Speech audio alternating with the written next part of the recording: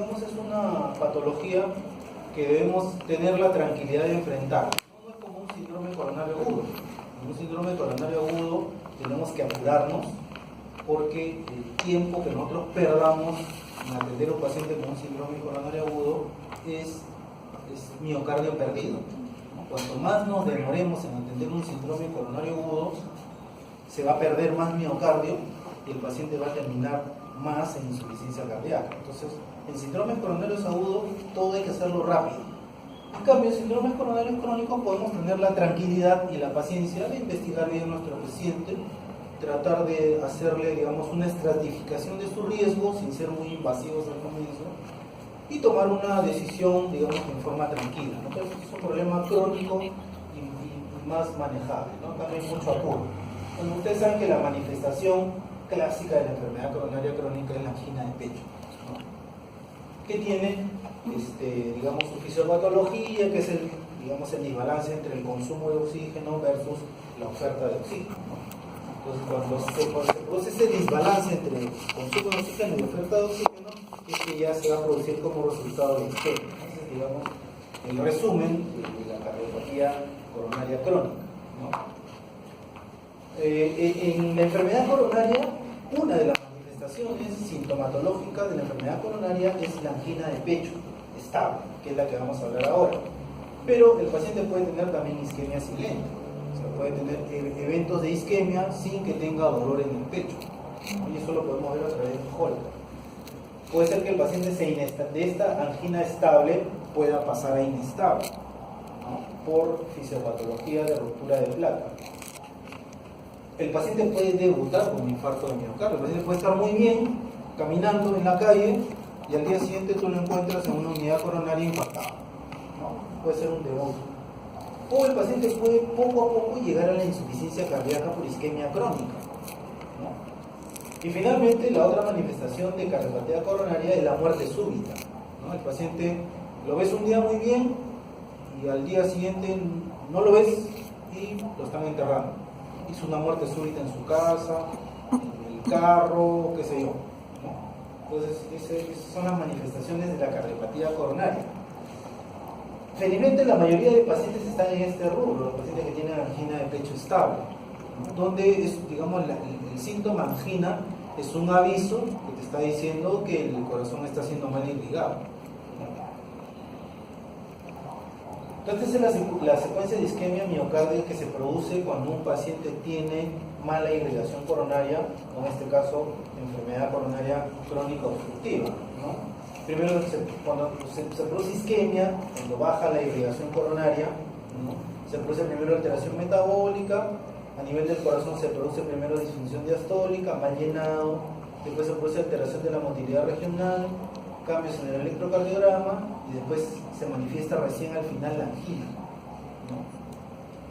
Y esto es lo que ocurre en el tiempo, en el reposo y en el estrés. Por eso que ahorita existen varios elementos imagenológicos que puedes tú utilizar para ver estas diferentes fases, ¿no? Nosotros, por ejemplo, lo que más evaluamos acá son las alteraciones de la motilidad regional con el ecocardiograma o los cambios electrocardiográficos en la prueba de esfuerzo, que son, digamos, las armas más importantes que tiene el cardiólogo clínico, ¿no? Y obviamente la angina también como marcador de enfermedad coronaria, ¿no? O sea, un paciente que te dice, te dan las manifestaciones clásicas de una angina de pecho, el 90% de especificidad tiene el síntoma de angina, si es que es bien tomado ese dato, ¿no? Bueno, cuando tú tienes un paciente con una angina, el 90% de casos es porque tiene una enfermedad aterosclerótica obstructiva. 90% tienen enfermedad coronaria obstructiva crónica, pero no es la única causa. Pueden haber otras causas de angina de pecho que no son colesterol o placas de colesterol, ¿no? Que puede ser, por ejemplo, el vasoespasmo coronario, puentes musculares o bandas musculares, vasculitis en gente joven, ¿no? Hemos visto nosotros, por ejemplo, pacientes con lupus que hacen vasculitis a nivel de las arterias coronarias, síndromes protrombóticos, con algunas deficiencias sanguíneas, embolias coronarias, una cardiomiopatía hipertrófica obstructiva y como manifestación de una estenosis o una valvulopatía aórtica. Entonces, la angina de pecho, por si acaso, no es igual a enfermedad coronaria crónica obstructiva. Pueden haber otras causas, pero obviamente en la mayoría de los casos es enfermedad coronaria obstructiva y eso es lo primero que tienes que descartar, ¿no? Esto es lo que ocurre, fíjense, la aterosclerosis en el tiempo. Esto no es un proceso pues que dura de una semana para otra, ¿no? Esto es una patología que a medida que se van aumentando los factores de riesgo, va aumentando la disfunción endotelial, el aumento del grosor íntimo medial, la formación del ateroma, una placa inestable, ruptura y bueno, y todo este fenómeno se acompaña de una inflamación, ¿no? Entonces, por eso que esta enfermedad no es una enfermedad, digamos, de gente, de viejitos, ¿no? Antes se decía pues, que la enfermedad coronaria es una enfermedad de viejitos, ¿no? Es una enfermedad inflamatoria, ¿no? Cuanto más, digamos, factores de riesgo le demos al paciente, peor inflamación van a haber en las arterias. Y este esquema te da por, digamos,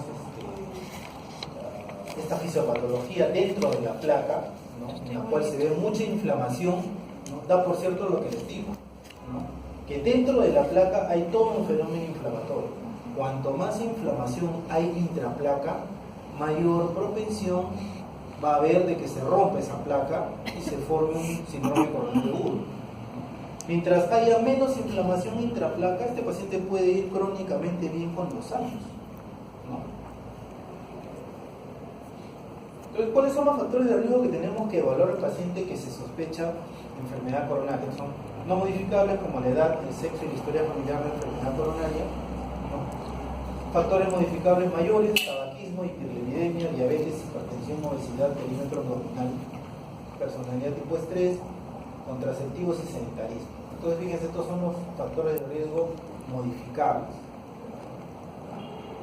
Cuanto más factores de riesgo, es peor. Bueno, a veces hay otros factores de riesgo que están en estudio, que no son los clásicos, como son la hiperhomocisteinemia, resistencia a la insulina, aumento de leptina, etcétera, etcétera, ¿no? Proteína C reactiva, ¿no? Proteína amiloide, son, digamos, marcadores inflamatorios que pueden producir mayor factor de riesgo coronario, ¿no? Y este es el resumen de la clase. El resumen de la clase está en este cuadrito, ¿no? Son todos los factores que aumentan la demanda de oxígeno del corazón y todos los factores que aumentan la oferta. ¿Cuáles son todos los factores? La permeabilidad coronaria y la hidratación coronaria. Si tienes una coronaria sin lesiones, bestial.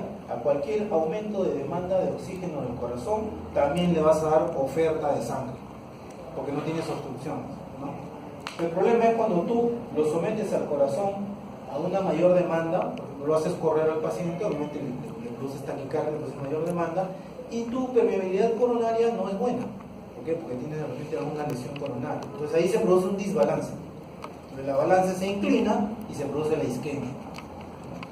Pero mientras tú le des oferta coronaria al incremento de la demanda, la balanza siempre se va a mantener equilibrada y ahí no vas a tener angina. Entonces, ¿cuáles son los factores que determinan el consumo de oxígeno?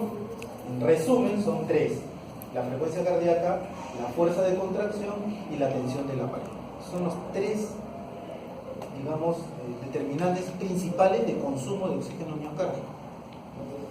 Aumenta todas estas tres cosas, entonces tiene que haber mayor demanda de oxígeno y por lo tanto la coronaria tiene que ser capaz de aumentar su flujo para satisfacer la demanda incremental, ¿no? La isquemia lo que produce es hipoperfusión, ¿no? Hay alteraciones de la motilidad que pueden ser transitorias o pueden ser permanentes. Básicamente, para el diagnóstico de la enfermedad coronaria está la anamnesis. El paciente te va a la consulta y te dice: doctora, a mí me duele el pecho cuando camino 5 cuadras. Paro 2 minutos, me pasa y sigo caminando. Y nuevamente en 5 cuadras me vuelve a doler el pecho. Es una descripción muy específica de angina, ¿no? Y con eso ya tienes el diagnóstico. El resto de pruebas solamente es para confirmar, ¿no? El examen físico a veces puede ser negativo, ¿no? El paciente tiene angina severa y tú le examinas, no encuentras nada, ¿no? Y tienes que ir a buscar otros exámenes auxiliares, ¿no?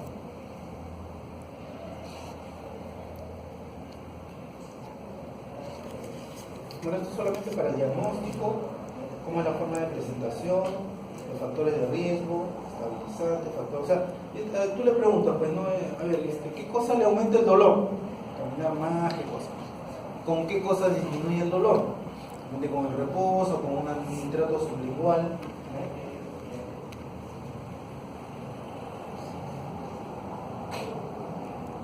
Entonces, para el interrogador ustedes tienen que buscar básicamente el dolor para diagnosticar angina de pecho, ¿no? Y bueno, el resto pueden ser acompañantes de esta patología o de otras patologías. Pues este es el paciente con angor típico, ¿no? Como dónde se localiza, usualmente retroesternal. La forma de aparición es usualmente con algún esfuerzo, con cambios de temperatura y con qué calma, ¿no? Calma con el reposo, calma con nitratos, etc. Ante la localización, que usualmente es retroesternal, se puede radiar al brazo, a la mandíbula, a la espalda, al diente. Y usualmente es desencadenada con ejercicio o estrés emocional. Usualmente. Casi siempre el paciente con angina clásica te dice que el dolor lo tiene siempre con esfuerzo. Siempre que sube escaleras le duele el pecho. Siempre que corre a alcanzar el micro le duele el pecho. Esa es la clásica angina de pecho estable por aumento del consumo de oxígeno. Y fíjense cómo remite con el descanso o con la administración de... Eso es clásico. Si el paciente te dice eso, ya pues prácticamente no tienes que hacerle muchas cosas para diagnosticar la enfermedad coronaria crónica. Recuerden celulación, etc.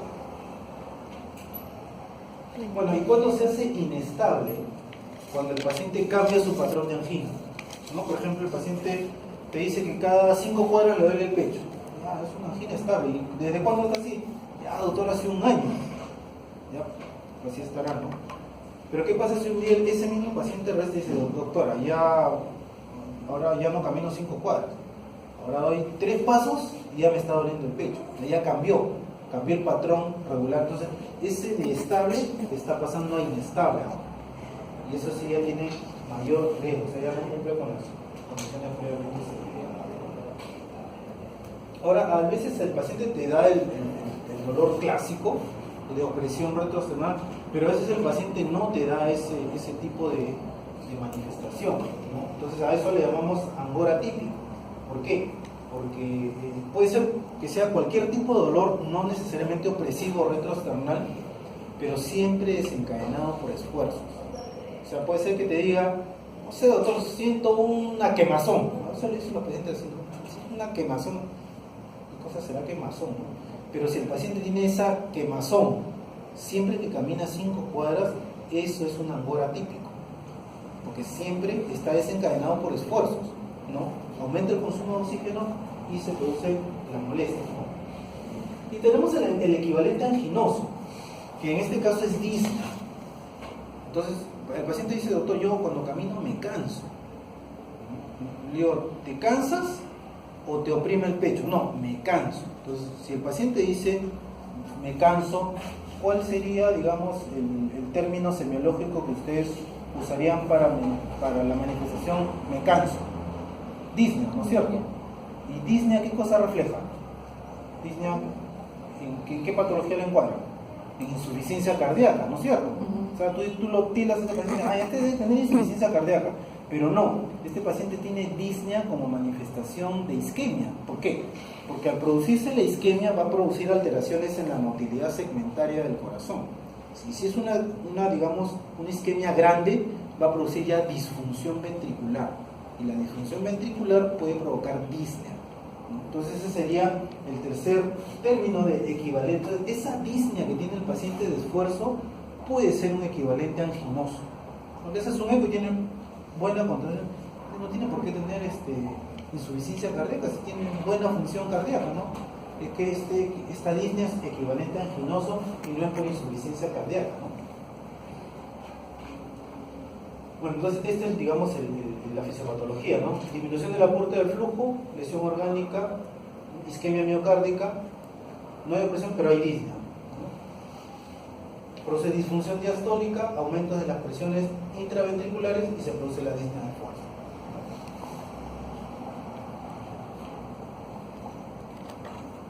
Ahora, a veces hay dolores raros también. Por ejemplo, dolor en epigastrio, tener cuidado, dolor en hombro, dolor en mandíbula. Hay gente que va y dice solamente, por ejemplo, me acuerdo mucho que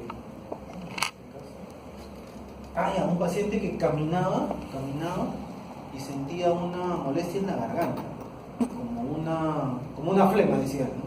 Siento como una flema. Cada vez que camino 5 cuadras, siento acá en la garganta una flema. Entonces, el internista que lo vio, lo mandó al otorrino.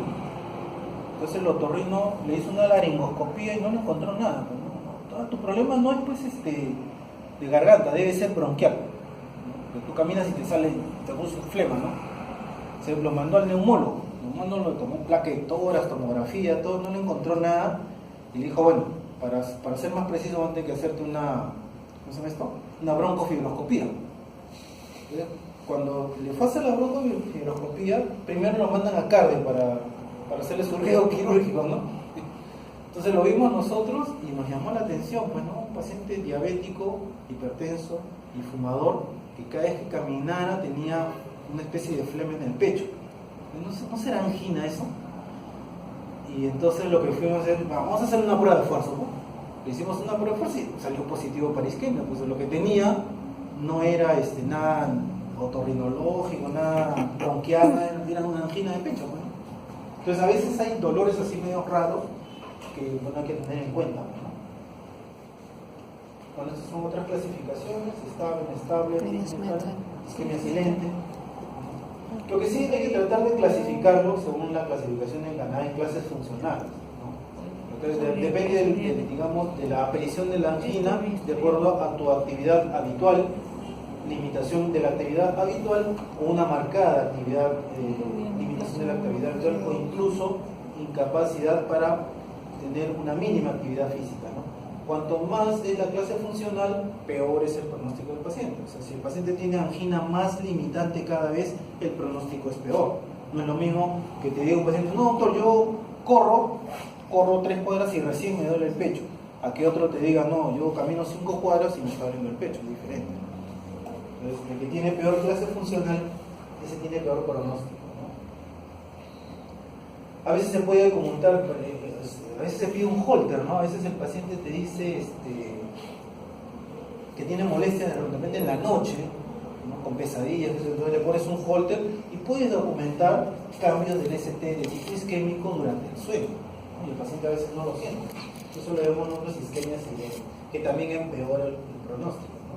Entonces fíjense que el diagnóstico de la angina que es netamente clínico y con una buena anamnesis del dolor, de la semiología del dolor, tú puedes hacer el diagnóstico rápidamente sin necesidad de hacerle muchos exámenes, ¿no? Acá lo que nosotros hacemos, por ejemplo, es el test de probabilidad según la edad del paciente y según los síntomas de si es un dolor no anginoso o es una angina típica, ¿no? O está sintomático el paciente. Entonces, de acuerdo, digamos, al puntaje que obtiene según el síntoma que refiere el paciente con la edad, ¿no? Uno puede tener una probabilidad pretest alta o una probabilidad pretest, para no, digamos, utilizar métodos por gusto, ¿no? Porque a veces vienen los pacientes con un dolorcito mínimo, una hincadita en el pecho, y lo mandan a hacer una prueba de esfuerzo, lo mandan a hacer un ecocardiograma, un eco con dobutamina, una perfusión miocárdica, ¿no? Entonces, haciendo valoración de probabilidades pretest, uno dice, ya, esto sí, el paciente es de edad avanzada, tiene una angina típica, debe ser coronario. Ya lo mandamos de frente a cateterismo, lo mandamos a prueba de esfuerzo, qué sé yo, ¿no? Pero si es una angina, pues, no angina, sino es un dolor de pecho, pues, que no tiene ninguna orientación, que no es con esfuerzo, tiene baja probabilidad pretest, y cuanto más joven el paciente, con mayor razón, ¿no? Miren, en el examen clínico ustedes pueden encontrar un paciente completamente normal, y eso no significa que no tenga enfermedad coronaria. Obviamente de un paciente que tenga enfermedad coronaria, que ya infartó, que desarrolló insuficiencia cardíaca, que por ahí tiene insuficiencia mitral isquémica, bueno, encuentras un montón de cosas, ¿no? Encuentras ingurgitación yugular, tercer ruido cardíaco, soplo mitral, etc. Pero hay pacientes que tienen enfermedad coronaria severa, que nunca han tenido un infarto, solamente tienen angina, y lo examinas por todos lados y lo encuentras completamente normal. Eso no quita que no tenga enfermedad coronaria, por si acaso, ¿no? Y esta es toda la batería que ustedes pueden utilizar en algún momento frente a un paciente con enfermedad coronaria crónica. Hay que ponerse acá a pensar qué cosa es lo más beneficioso. No lo vas a hacer todo, ¿no? No vas a hacer pues ecocardiograma de estrés, con perfusión miocárdica, con tomografía, resonancia magnética, y el paciente pues termina pues pobre, ¿no? No tiene ni para pagarte ya pues la consulta.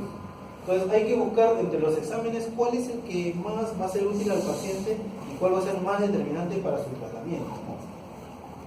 Entonces miren, tenemos el electrocardiograma de base, el basal, donde la sensibilidad es más o menos del 50% con el dolor y el 90% durante una crisis anginosa. Entonces a veces se puede, a veces de repente un paciente hospitalizado tomarle un electrocardiograma en el momento que tiene la angina, ¿no? Y hay que valorar varias cosas ahí, cambios de la onda Q, cambios del segmento ST y cambios de la onda T. Ahora, el electrocardiograma en reposo te puede ayudar en qué? En que a veces ese paciente puede haber tenido un infarto previo, que no supo qué cosa es, pero tú lo encuentras en el electrocardiograma. Le encuentras una necrosis.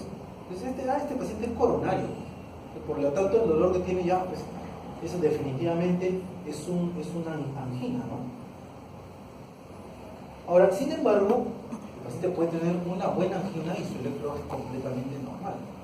Tampoco quita de que un paciente con electro normal no tenga una angina de pecho, ¿no? Ahora, si lo tiene, si tiene cambios, fibrilación auricular, ondas de necrosis, cambios de la onda T, ya pues el diagnóstico se hace mucho más fácil, ¿no? Entonces, ¿qué cosas buscan un electrocardiograma? Buscan ustedes esto de acá, cambios del ST, miren estos cambios del ST, que significan isquemia.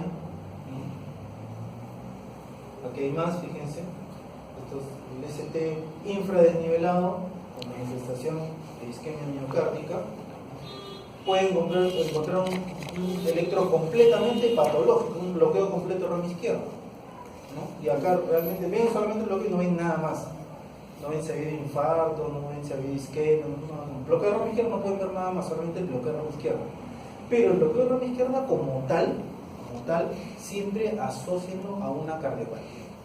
O sea, cuando ustedes vean un paciente con un bloqueo de rama izquierda, ese tiene algo cardíaco.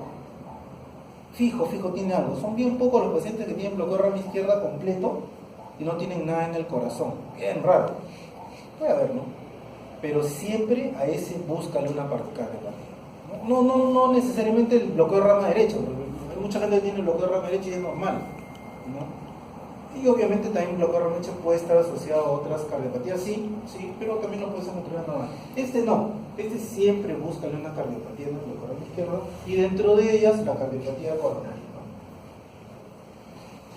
¿no? Aquí cambios de la onda T, por ejemplo, miren, las ondas T son isquémicas, negativas, casi simétricas, que son de ayuda para el diagnóstico, ¿no? Pero si tiene el dolor, lo pecas con dolor al paciente con mejor especificidad.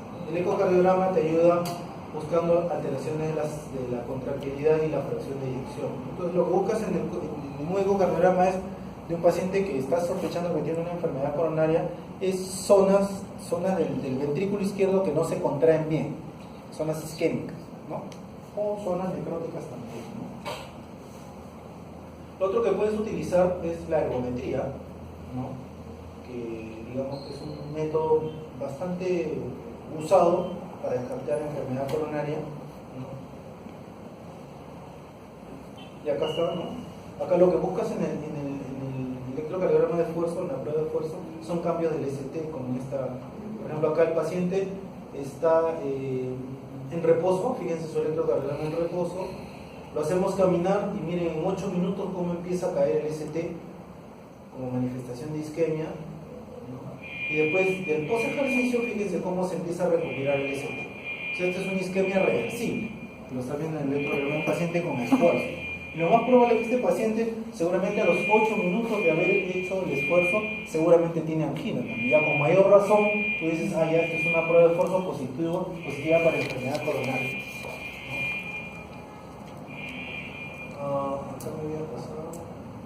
Bueno, acá lo que el ecocardiografía te permite evaluar la función sistólica global del ventrículo izquierdo y la fracción de eyección deprimida es un factor. O sea, no solamente te ayuda el ecocardiograma en ver la motilidad de los segmentos, sino ver cuánto de función tiene. Si la función es baja, el paciente tiene peor pronóstico. Si tiene buena función ventricular, el pronóstico es mejor. Por eso es importante también hacerle un ecocardiograma para estratificar el riesgo del paciente.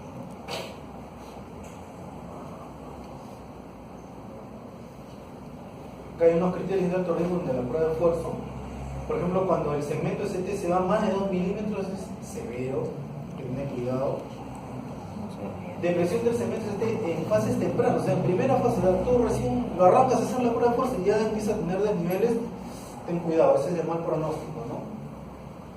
Depresión del segmento ST múltiple, o sea, a veces uno lo ve solamente en B5, B6, pero si tú lo ves en B4, en B1, B2, B3, B4, B5, B6, el pronóstico también es peor, ¿no? Capacidad funcional menos de 4 meses, o sea, el paciente camina poquito y ya tiene isquemia, mal pronóstico también, a diferencia de uno que camina pues 12 minutos, es diferente. No me preocupo tanto que uno que comenzando la prueba de fuerza empieza a tener isquemia, ¿no? La hipotensión arterial también es un marcador importante de mal pronóstico. Un paciente que tú le empiezas a hacer la prueba de esfuerzo debe ir subiendo su presión arterial. Ponte que arranque en 120 sistólica, segunda etapa 150, tercera etapa 180, bestial. Ese paciente está yendo bien. Pero si tú ves que el paciente tiene 120 de arranque, siguiente etapa 130, siguiente etapa 110, o sea, se cayó la presión, uy, ese es mal pronóstico. Mejor hay que parar la prueba de esfuerzo porque eso te indica que hay disfunción ventricular por isquemia, ¿no? Y obviamente si encuentras arritmias ventriculares con el esfuerzo, como la otra vez vimos con un paciente que caminó y empezó a hacer taquicardia ventricular, que nos asustamos, ¿no? Ese paciente también hay que pararle la prueba. Bueno, esa es la prueba de esfuerzo, digamos, con electrocardiograma, ¿no? Pues tenemos también ecoestrés con dobutamina o con el ecocardiograma. O sea, con el ecocardiograma podemos hacer farmacológicamente con dobutamina o lo podemos hacer también hacer ejercicio, ¿no? En una faja y después lo echamos en una camilla para hacer las tomas de la ecografía, ¿no? Es un poco más sensible y más específico que el electrocardiograma de esfuerzo. O sea, si tú me dices, doctor, ¿qué le hago al paciente? ¿Un ecoestrés o una prueba en una faja con electrocardiograma? Mejor hacer un eco, es más sensible y más específico de isquemia miocárdica, ¿no? Es mejor. Después tenemos el estudio de perfusión miocárdica con medicina nuclear, que ya tiene mucho más especificidad, ¿no? Y finalmente la tomografía y la resonancia magnética, ya son estudios pues súper caros y que tienen también su lugar en la valoración de la cardiopatía isquémica en forma importante. Por ejemplo, es un eco con dobutamina, ¿no? Se muestran así, esta es, digamos, la muestra como en diferentes fases de inyección de dobutamina, que es un inotropo positivo y que hace taquicardizar al corazón. En este caso, por ejemplo, el paciente no lo hacemos caminar en una faja para que se acelere, ¿no? Lo tenemos echado y le ponemos una infusión de dobutamina, que es una amina simpático-mimética que te produce taquicardia y aumento de contracción, ¿no? Entonces empezamos la infusión, una cantidad, y le vamos aumentando cada 3 minutos, ¿no? Y tenemos las diferentes imágenes y en cada uno tú puedes identificar alteraciones de la motilidad, ¿no? Si la contracción inicial está buena y con la dosis de dobutamina se altera un segmento, eso es positivo para isquemia, ¿no? Esos son estudios de medicina nuclear. La medicina nuclear utiliza fármacos que inyectados al sistema venoso llegan al territorio de las coronarias y perfunden el miocardio. Entonces tú al paciente lo metes a una cámara gamma y adquieren esas imágenes, ¿no? Y a veces puedes encontrar defectos en la perfusión en ciertas áreas, especialmente si lo haces también estimulado con fármacos. Entonces, cuando más, digamos, segmentos hipoperfundidos haya, el riesgo es mayor. Y eso es lógico, ¿no? Si yo encuentro, por ejemplo, 5 segmentos que no perfunden bien, o sea, tiene más territorio de miocardio en riesgo de infartarse y tiene peor pronóstico. En cambio, si le hago una perfusión y encuentro un área chiquita de isquemia, de baja perfusión, me tranquilizo porque si se infarta no le va a producir mucho cambio a ese paciente. Entonces, es muy útil tanto para el diagnóstico como para la estratificación del riesgo y la decisión. Yo por ejemplo, tengo pacientes que les he pedido estudio de perfusión miocárdica y tienen una tremenda área en riesgo isquémica. Esos de frente van a cateterismo, ¿no? Pero por ahí he tenido algunos pacientes donde sospechaba que tenían algo, y sí, tenían una isquemia chiquita, menor del 2%, y que no representa ningún riesgo. A ese no lo llevo a cateterismo, a ese lo doy solamente tratamiento médico, nada más como, y lo voy siguiendo en el tiempo. Entonces esto te sirve para eso. Esta es la resonancia magnética, donde te puede identificar zonas ya de necrosis previa. A veces el paciente no sabe que ha tenido un infarto, ¿no? Su electrocardiograma no te ayuda mucho porque realmente tiene un bloqueo completo ramo izquierdo, es un electrocardiograma completamente. Pero esa es una resonancia y le encuentra pues zonas fibróticas, que ya son zonas de necrosis miocárdica. Puedes encontrar también zonas de isquemia, ¿no? Especialmente cuando se hace con gadolinio, que es un marcador de fibrosis miocárdica. Y esta es la tomografía de coronarias, ¿no? En la cual no es necesario que tú le metas un catéter al corazón a través de los rayos X y inyectarle contraste en las coronarias. Con la tomografía claramente tú puedes ver las coronarias y puedes ver las obstrucciones, ¿no? Antiguamente no se hacía mucha tomografía en coronarias porque los tomógrafos no estaban creados mucho para eso. Como eran de 8 cortes, de 16 cortes, no era muy factible hacer anatomía de coronarias, pero con los tomógrafos actuales de 64 cortes o de 128 sí se pueden hacer estudios para ver anatomía coronaria con buena especificidad. O sea, al final tú puedes hacer un examen no invasivo y determinar la enfermedad coronaria, ¿no? El problema es que estos estudios son un poco caros y al final vas a terminar en un cateterismo, entonces hay que tomar una decisión ahí un poco difícil de cuál hacer primero, ¿no? Y este es el cateterismo cardíaco, en el cual se ingresa con un catéter que puede ser introducido en una arteria del brazo, que usualmente es la radial, o una arteria de la pierna, que usualmente es la femoral, y que es llevada a través de toda la circulación sistémica a la aorta y hacia las coronarias, ¿no? Entonces ese catéter llega a las coronarias, inyectamos una sustancia de contraste. Acá está, por ejemplo, este es el catéter que ha llegado al tronco de la coronaria izquierda. Acá lo está pintando con un contraste. Este es el tronco de la coronaria izquierda. Este tronco se divide en dos: la descendente anterior, que es esta que está acá, y la circunfleja, que está acá con su primera rama marginal. Entonces tú la pintas acá y con el fluoroscopio vas mirando y vas a ver cómo acá, por ejemplo, hay una lesión segmentaria, una DA, y acá hay dos lesiones en la circunfleja bien severas, ¿no? Entonces esta es la angiografía coronaria o cateterismo cardíaco, ¿no? Ya digamos que este es el último examen que se hace en el paciente con enfermedad coronaria para ya tomar las decisiones terapéuticas.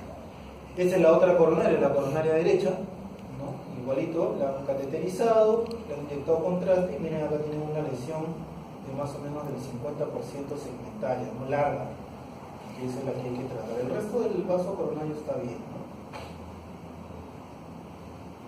Entonces, ¿de qué nos es útil la coronariografía o el cateterismo? Es el gold estándar para el diagnóstico de la enfermedad coronaria.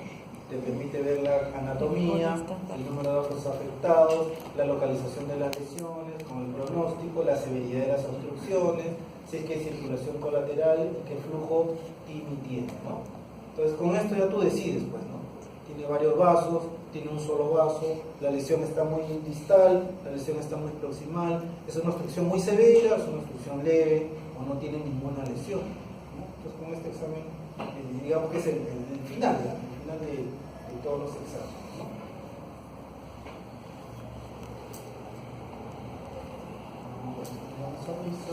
Bueno, el tratamiento es básicamente reducir los síntomas, interrumpir el proceso de la aterosclerosis y prevenir las muertes cardíacas, ¿no? Es, digamos, la meta de enfocar al paciente con enfermedad coronaria.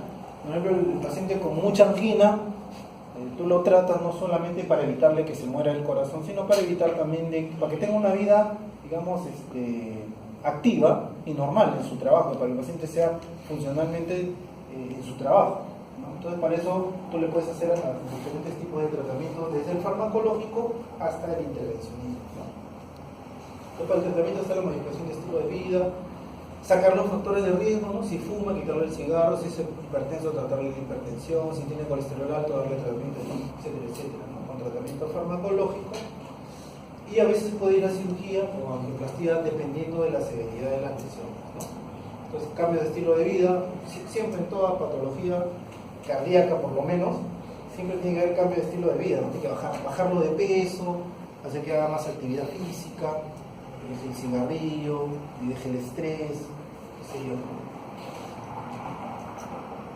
Evitar precipitantes como la anemia, la fiebre, infecciones, hipertiroidismo. La otra vez tuvimos una paciente que llegó a la emergencia con un dolor anginoso y tenía cambios isquémicos y entonces pensamos que de repente era un síndrome coronario agudo, pero no, una señora que había tenido episodios de sangrado y estaba con hemoglobina de 4, estaba pálida como un papel y obviamente pues tenía sus lesiones coronarias, pero no eran agudas en ese momento. Y por la anemia se precipitó la angina, ¿no? Se le transfundió sangre, se le llevó la hemoglobina 11 y desapareció la angina, ¿no? Entonces pueden haber factores precipitantes que pueden desestabilizar a un paciente coronario crónico. Y bueno, acá tenemos las diferentes alternativas farmacológicas que tenemos para tratar a un paciente con enfermedad coronaria. La aspirina, a la cabeza sabe que la aspirina previene, eventos coronarios, tanto más que todo en prevención secundaria, no tanto en prevención primaria. En prevención secundaria, cuando el paciente ya tuvo un evento isquémico, es muy útil dar aspirina, ¿no? Y eso es una cosa que ustedes deben ahorita conocer, ¿no? Porque, digamos, en la vida cotidiana, el vecino receta aspirina, el farmacéutico receta aspirina, los estudiantes de medicina recetan aspirina, o sea, todo el mundo receta aspirina por todos lados, y actualmente no es así, ¿no? Hay mucha duda de que sea beneficioso dar aspirina en prevención primaria, ¿no? Me refiero al paciente que nunca ha tenido ningún evento isquémico, esa es prevención primaria. Que puedo ser yo, por ejemplo, ¿no? Yo, por ejemplo, soy hipertenso y nada más. Pero no el hecho porque soy hipertenso me vas a dar aspirina. No tenía nada, pues, ¿no? Pero mucha gente dice, tienes la presión, toma aspirina, ¿no? La diferencia es si yo hubiera tenido un infarto. Ya tuve un infarto, ¿no? Soy hipertenso, a mí sí me va a ser beneficioso dar aspirina. Eso sí está demostrado. Me va a prevenir un nuevo infarto, ¿no? Pero prevención primaria no es así. Ya están hechos hasta ahorita los estudios no han demostrado más. Lo que pasa es que la aspirina no es una sustancia inocua. Con esa famosa propaganda de dar aspirina para prevenir infartos de la televisión, empezaron a llegar los pacientes con hemorragia digestiva a las emergencias. Entonces hicieron los estudios, los americanos han dicho que hay más daño por hemorragia digestiva que beneficio por enfermedad coronaria. Entonces se ha optado por no dar en prevención primaria, salvo que el paciente sea de muy alto riesgo. Ejemplo, que sea pues hipertenso, que sea diabético, que huele en colesterol, ¿no? Que fume, ¿no? O por ahí que le encuentres un examen y le encuentres por ahí una placa teромatosa, ya a ese sí le vamos. Que tiene que ser de alto riesgo, no a cualquier persona. Entonces hay que tener en cuenta eso, ¿no? Hay otros antiagregantes plaquetarios con clopidogrel, ticlopidina, que tienen, digamos, también su sitio en la cardiopatía coronaria, pero ninguno en prevención primaria. Todos estos que están acá tienen beneficios en el pronóstico del paciente, ¿no? Entonces acá está básicamente el tratamiento ante la angina, o sea, el paciente que ya tiene angina y que tiene enfermedad coronaria diagnosticada, hay que darle esto de acá: antitrombóticos, antiisquémicos, estabilizantes de placa y, bueno, al final el tratamiento invasivo, ¿no? Antiagregantes plaquetarios tienen aspirina, clopidogrel, ticlopidina, que lo tenemos en el mercado. La aspirina está ya archidemostrada que evita eventos cardiovasculares en prevención secundaria, ¿no? ¿Cuál es el efecto del beta bloqueador? Es antiisquémico, ¿no? ¿Por qué? Porque el beta bloqueador, ¿qué hace? Te baja la frecuencia cardíaca, ¿no? Yo de repente tengo 80 por minuto de basal, ¿no? Y camino, y al caminar subo a 100, me da angina, ¿no? En cambio, si tomo beta bloqueadores, ese 80 que yo tenía me lo baja de repente a 55. Y cuando yo camino no paso de 70. Entonces, digamos que el beta bloqueador te calma la angina, ¿no? Reduciendo el consumo de oxígeno miocárdico, produciendo bradicardia, ¿no? Lo mismo pasa con el calcio antagonista, ¿no? Que, bueno, está contraindicado, el calcio antagonista está más indicado cuando hay alguna contraindicación de beta bloqueadores, especialmente en quienes en los pacientes asmáticos, ¿no? Hay asmáticos que son bien severos y da miedo darles beta bloqueador porque el beta bloqueador va a producir espasmo bronquial y le desencadena pues una crisis asmática tremenda. Entonces hay que tener cuidado de dar beta bloqueadores en pacientes asmáticos, así sean coronarios. Entonces de repente ahí es preferible darle calcio antagonistas, como el verapamilo, como el diltiazem, ¿no? O a veces otros dan calcio antagonistas con beta bloqueadores mezclados. Puede ser una alternativa, ¿no? Ahora, si el paciente tuvo infarto o tiene insuficiencia cardíaca o es diabético, es útil dar inhibidores de enzima convertidora de angiotensina. En angina, los nitratos también calman el dolor. ¿Por qué no? Porque los nitratos te producen vasodilatación coronaria y aumenta el flujo coronario. Entonces, un buen, digamos, sintomático para la angina son los nitratos, ¿no? Y el paciente a veces te dice, no, doctora, yo camino, me duele el pecho, pero me pongo mi pastillita debajo de la lengua y me pasa, ¿no? Le produce vasodilatación coronaria, ¿no? El único problema del nitrato es que como produce vasodilatación, te vasodilata por todos lados, te vasodilata las arterias del cerebro, las venas del cerebro y te produce cefalea. Hay mucha gente que tú le das nitratos, regresa a los 15 días y dice, doctor, me duele mucho la cabeza. Pero mira, gente no le están dando nitratos, saben por el nitrato. Pero no son la mayoría, ¿no? Y es útil en angina de pecho, ¿no? Bueno, estas son las dosis de aspirina, la dosis más baja posible, entre 75 y 100 miligramos. Dosis de beta bloqueadores como el atenolol, dosis de nieve seca, y las estatinas que también tienen su mención en el tratamiento, ¿no? Porque la estatina, ¿para qué la damos? La damos uno para reducir el colesterol, que esa es, digamos, una parte del tratamiento con estatinas.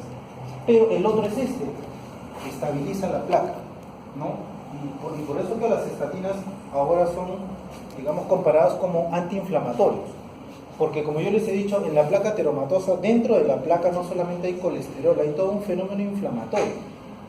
Entonces lo que hace la estatina es no solamente controlar el ingreso de colesterol a la placa, sino evitar la inflamación intraplaca, para evitar que se rompa y se produzca un síndrome coronario agudo. Por eso que le llaman estabilizadores de placa, las estatinas, ¿no? Aquí están todos los estudios en prevención que han demostrado reducir eventos cardiovasculares por utilización de estatinas, ¿no? Entonces acá tienen la placa aterosclerótica, ¿no? Con todo el componente inflamatorio, fíjense, ¿no? Y esta placa, por ejemplo, ven acá su parte más, digamos, más interna, que está dando a la luz del vaso, es una capa delgadita, ¿no? Y todo esto es fenómeno inflamatorio. Esta placa tiene gran propensión a romperse. Se rompe, se libera el contenido, se empiezan a agregar las plaquetas, se forma el coágulo, tapa el vaso y se produce el infarto miocardio, ¿no? Entonces, ¿qué cosa es lo que hace la estatina? Lo que hace la estatina es estabilizar la inflamación, suprime la inflamación de esta capa, y esta capa que era delgadita la pone más gruesa y evita que se rompa esa placa, o sea, estabiliza la placa, ¿no? Y por eso es que es útil en el tratamiento de la enfermedad coronaria.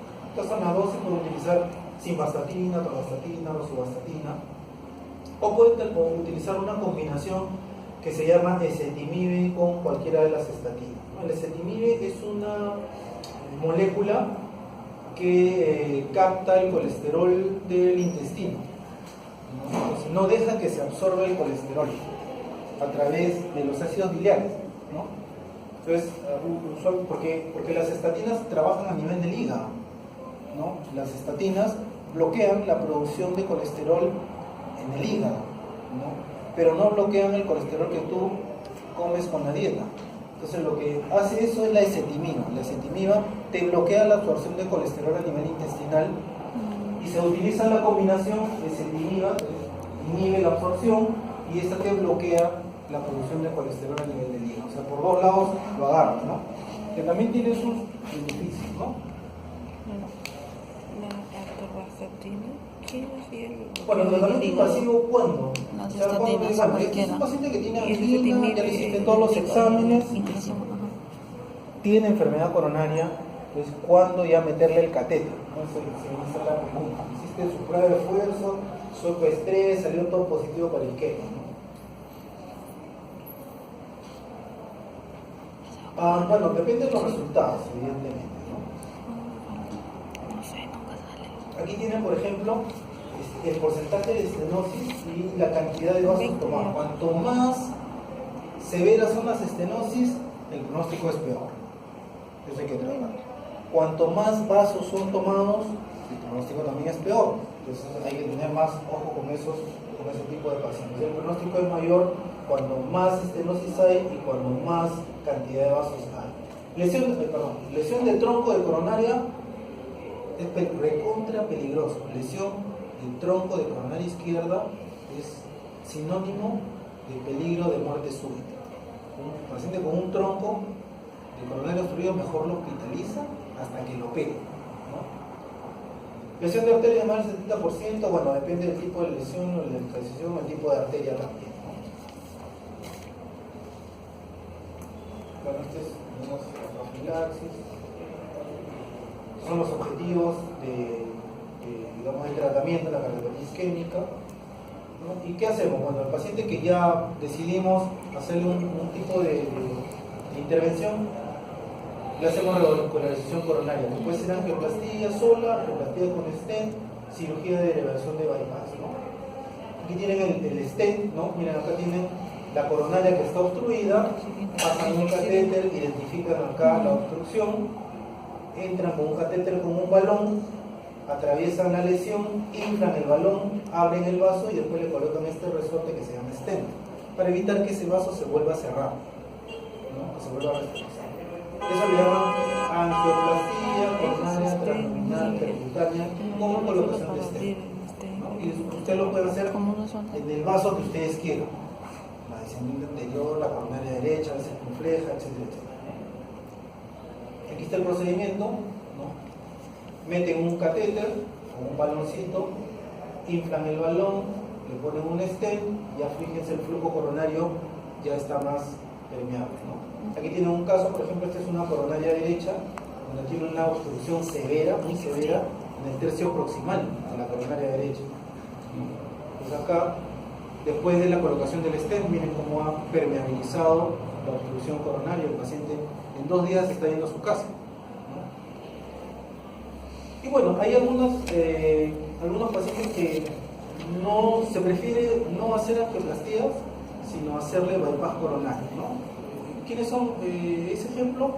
Clásicos son los pacientes que tienen lesiones multivasos. Paciente que tiene lesión multivaso y encima diabetes, ese va más, casi le digo va más mejor. Va mejor con cirugía de bypass aortocoronario que con angioplastía con colocación de stent, ¿no? Enfermedad multivaso y diabético, cirugía de bypass coronario, ¿no? Y aquí tienen, fíjense, miren cómo acá tiene la descendiente anterior varias obstrucciones, ¿no? Y tú le colocas un bypass, le puedes sacar una vena de la pierna, sacas un trozo de esa vena de la pierna y se lo coses en la aorta ascendente y el otro lado lo coses distalmente a las obstrucciones, ¿no? Entonces ya la sangre ya no pasa por acá, sino pasa por el bypass. Lo mismo acá, miren la coronaria derecha, tiene una lesión en el tercio medio, se agarra otro puente de esa vena, se cose en la aorta ascendente y la parte distal se cose en la parte más distal de la coronaria derecha, va paseando la lesión y ya la circulación viene por acá. Entonces esa es la cirugía de bypass aortocoronario que también tiene sus buenos resultados. Bueno chicos, eso sería todo. ¿Tienen alguna pregunta de algo? Quedó bien el examen. Aquí les dejo las 2 presentaciones. Ya. Yo hoy día he tenido que hacer las 2 presentaciones de hacer la volada porque el día martes que estoy programado yo estoy de guardia 24 horas, no puedo venir. Entonces ni modo. Ya le comunicaría al doctor Carrasco de mi sede para que presente el día martes que me tocaba después de programado otro. ¿Alguien ha faltado a su clase? ¿O ha tenido las clases así continuas? Ya han habido 2 clases que comenzaron recuperadas. Ya. La semana pasada. Ayer también hubo así, 2 clases. Bueno, muchas gracias.